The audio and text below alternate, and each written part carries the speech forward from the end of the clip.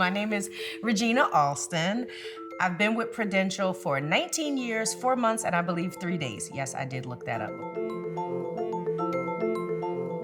My husband and I initially met in high school. We played football with my cousin. We had a rule amongst us cousins, we don't date each other's friends. So he affectionately, picked with my cousin and said, I'm gonna marry your cousin one day. Fast forward 20-something years later, we ended up getting engaged and then getting married. And 3 years after we were married, my son was born. We call him AJ for another junior, blending our families because, he had twin daughters, I had one daughter, so blending the families and then moving that family forward and him being able to have a legacy, family was key.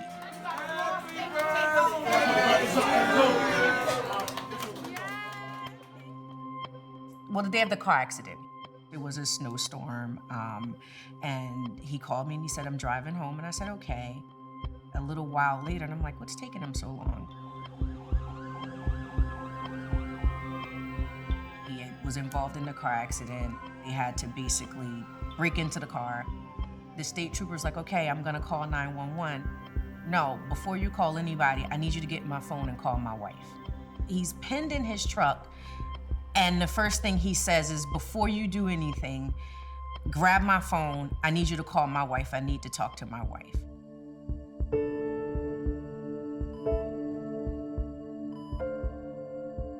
Unfortunately, my husband passed away due to a car accident. I had those days to talk to him where he was conscious. That was like the height of COVID, so I couldn't bring the baby to the hospital.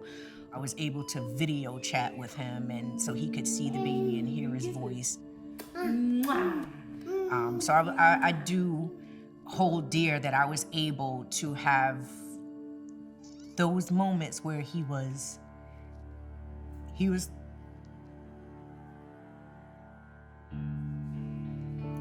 able to, we were able to say, I love you.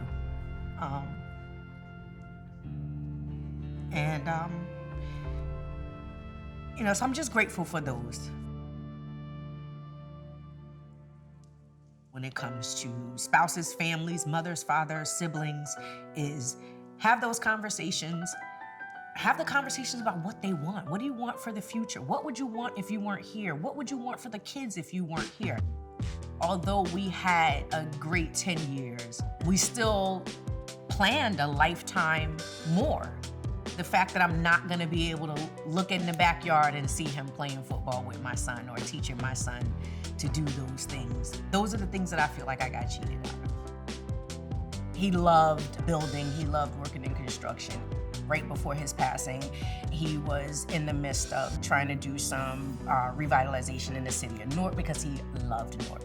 Buildings and things that I can take my son to and tell him, your dad built this. Everything your dad did, especially every business he owned, every venture he jumped into, it was to secure your future.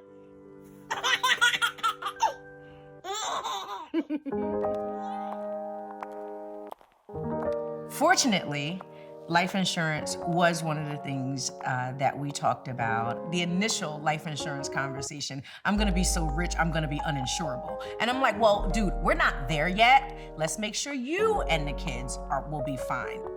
My grandmother and my uncle sold whole life insurance when I was young. When I first came to Pru, I worked in group life. Being on the customer end of it, it was compassionate. Having lived through my experience, I still don't feel that the life insurance conversation is grim and unapproachable. You don't have to be dead for your life insurance policy to help you. Do the basics, do the minimum, start with something, figuring out what you want. That could sometimes take months or years, but it only takes a split second for an accident to happen.